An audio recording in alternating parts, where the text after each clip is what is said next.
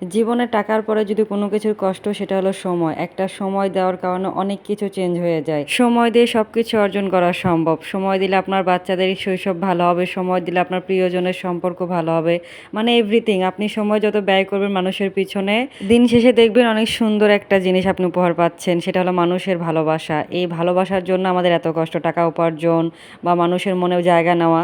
তাই সবসময় আমরা চেষ্টা করব মানুষকে উপহার দেওয়ার জন্য সময়, কারোর সাথে টাইম স্পেন্ড করলেই একটা মানুষের জন্য বেস্ট গিফট হয়ে যায়। তো আসসালামু আলাইকুম এভরিওয়ান, সারাদিন কেমন গেল, কী করলাম সব থাকতেছে এই ভিডিওতে।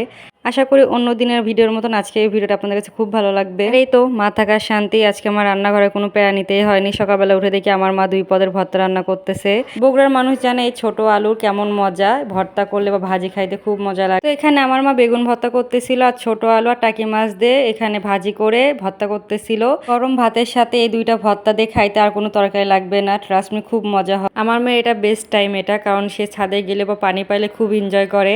তো আজকে ওনার দিকে তাকে শাড়ি পরাই দিয়েছিলাম, মানে ছোটবেলার কথা একদম মনে পড়ে গেছে, আমরা কত এরকম ওনার দিয়ে শাড়ি পরতাম। ওনার আগে ছাদ থেকে আমরা চলে আসলাম, আমি ইনার বাবা গিয়েছিলাম ছাদে, অনেক এনজয় করা হলো। আর মেয়ের জন্য এখানে আজকে এটা লাড্ডু বানাবো, খুব হেলদি, যেহেতু ড্রাই ফ্রুট সবাই খাইতে পারে না, বাচ্চারা অনেক সময় স্বাদ মনের মতন হয় না তাদের। আর আমার মেয়ে যেহেতু চিনি তেমন খায় না, মিষ্টি আইটেম কোনোটাই পছন্দ করে না, এই জন্য খেজুর দিয়েছি। এখানে আখরোট ছিল, বাদাম ছিল, নর্মাল বাদাম আর কিশমিশ ছিল। এই 4টা আমি ভালো করে ধুয়ে ব্লেন্ড করলাম। ফ্রাই প্যানের মধ্যে 2-3 চামচের মতন ঘি দিব, তেজপাতা আর এলাচ দিব স্মেল আসার জন্য। আমার বাসায় দারুচিনি ছিল না, এই জন্য দারুচিনিটা আমি অ্যাড করি নাই, আপনারা চাইলে দিতে পারেন, এটার জন্য স্মেলটা খুব ভালো আসে। কাছে ভালো করে অনেকক্ষণ ধরে ভেজে নিব লাল লাল হওয়া পর্যন্ত। আমরা সবাই জানি ড্রাই ফ্রুট কেমন আমাদের শরীরের জন্য উপকারিতা রাখে, তো বাচ্চাদের জন্য তো আরও হেলদি খাবার এটা। হাতে একটু ঘি মেখে দিয়ে ভালো করে এটা গোল গোল করে লাড্ডুর মতন তৈরি করলাম। আমার মেয়ে অলরেডি ভিডিওর আগেই 2টা খেয়ে নিয়েছে। সবসময় চেষ্টা করবেন বাবুদের দিনে 2-3টা দেওয়ার, কারণ এর বেশি দেওয়ার দরকার নাই, কারণ প্রচুর এটা এনার্জেটিক, বেশি দিলে ক্ষতি বাচ্চাদের জন্য।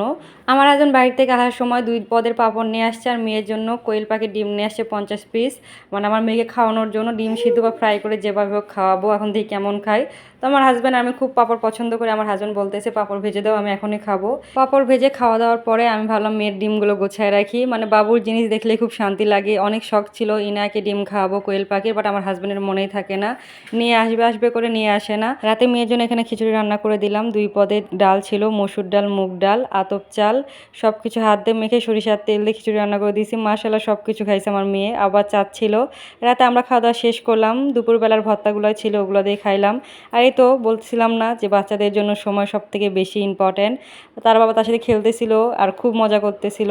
তো আজকের মতো টুইটারে, বাই বাই, আল্লাহ হাফেজ। আজকের দিনটা অনেক ভালো গেছে।